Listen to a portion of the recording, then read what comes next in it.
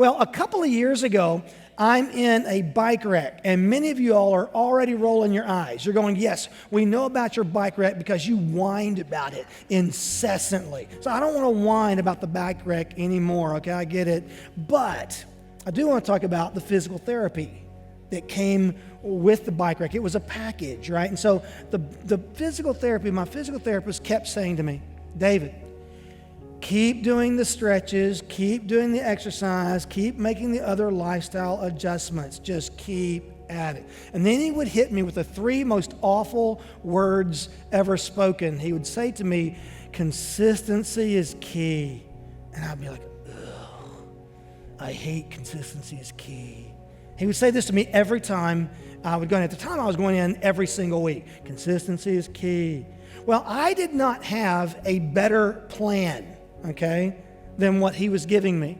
So I started doing the exercises, and I started doing them consistently. And you know what began to happen? Crazy thing. You know what began to happen?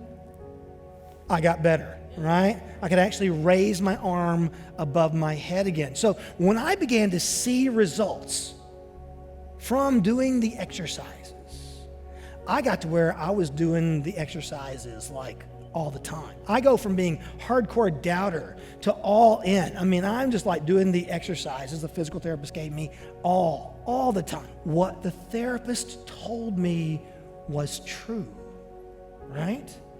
What the therapist told me was true. And I just learned from experience, from doing it, that the more that I stood and did my exercises and did what I was told, the more I lived out. Consistency is key. Just keep doing the exercises, keep doing the stretches.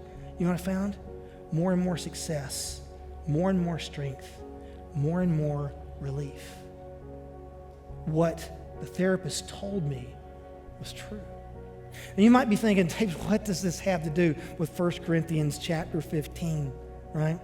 Here's the question from the Corinthian church. The question was, Paul, you've been talking to us this whole letter, and you've been talking to us about how we should be unified as a body. Even though we live in this really crazy, diverse place, and we're all from all these different backgrounds, you keep telling us that we should be unified. And you tell us that being unified is not the same as being uniform. But instead, what we do is we come together around the gospel. That's the glue that holds us together. And in fact, we should make the gospel the guide of our lives. And we embrace the gospel as the guide of our life. We enjoy enormous freedom in Christ. But that freedom is not just unchecked, okay? It's got some boundaries. And those boundaries are our love for God and our love for others, because our love is greater than our liberty. You all remember this whole discussion that we've been having now over the last several weeks. And so now they're coming, they're saying, listen, we just want to know, because you're telling us that we should live this very different, very peculiar way of living. We just want to know, is it worth it? Is it worth it at all? They have their doubts. And it may be that you're thinking the same thing. Because Paul is going to say to them, it's worth it because it's true. And chapter 15 is going to just lay that out for us. It's worth it because it's true. And you might be thinking, you know what? I got my doubts too. I grew up in church, I got my doubts. Or I'm new to church, I got my doubts about this whole Christianity business. And I just want you to know, if you've got your doubts, welcome to the human race. To doubt is to be human, isn't it? But I just want to tell you, if you doubt, if you've got some doubts about Christianity, I'm just really glad that you're here today. I really truly am, because one of the greatest things about Christianity is that it boldly invites us to examine to see if its claims are true. And that's what 1 Corinthians 15 is all about. Paul says, hey, I know you have your doubts, and I just want you to understand something. I want you to get this, that all of Christianity hinges on it being true. In particular, everything hinges on the resurrection. There's a bold thing to say if you think about it. He says, hey, if the resurrection is not true, if it's not true, then you don't need to worry about Christianity. But if it is true, it's so totally worth it. And I told you before that the chapter is long, right? It's 58 verses long, but really it all gets summarized in just one verse. Look at verse 14. And if Christ has not been raised, our preaching is useless, and so is your faith. You have to admit, that's a pretty bold thing to say, isn't it? He said, hey, you can just write me off if the resurrection isn't true. And so what he's going to do in chapter 15 is he's going to lay out a couple of arguments about why Christianity is true. And he could have laid out more. He could have laid out different arguments. That's certainly true. There's a lot that's been said in defense of Christianity.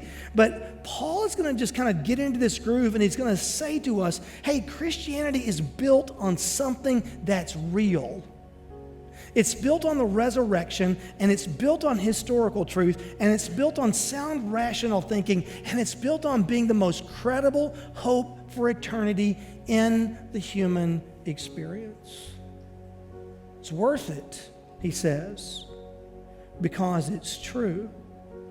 Because the resurrection exceeds every possibility for eternity that we can ever imagine. It just blows us away.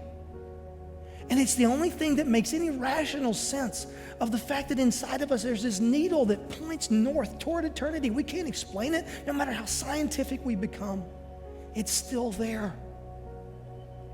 And it's tied, the resurrection is tied to real history, anchored to real people who had every reason to reject it and walk away, but they couldn't deny what they had seen and what they experienced. And Paul says to the Corinthian church, if you're wondering at all if it's worth it, if you're wondering at all if it's worth standing out and being an outlier in your culture and in your society, I want you to know that it's worth it because it's true. Now, I just want to say this. There's another step here, and that is simply this. You have to choose to believe that it's true. I mean, in order to release the power of the gospel, which is really what we've been talking about this whole time, to really release the power of the gospel in your life, you have to accept it. You have to say, you know what, I believe that. I believe that Jesus Christ came from God and he lived a perfect life to show me how it's done. And he died for me and he overcame the power of death itself by rising from the dead on the third day. And throughout history, God has been declaring this simple truth. And he's been inviting us to stand in the crosswinds of our culture and just declare, I believe it. I believe that it's true. When we make that declaration, we face a headwind of culture coming against us. I get it. But nothing matters more. Nothing matters more. It's worth it because it's true. So right now, I just want to invite you to take a moment where you are and to ask yourself, am I ready to say yes to the reality of the resurrection today?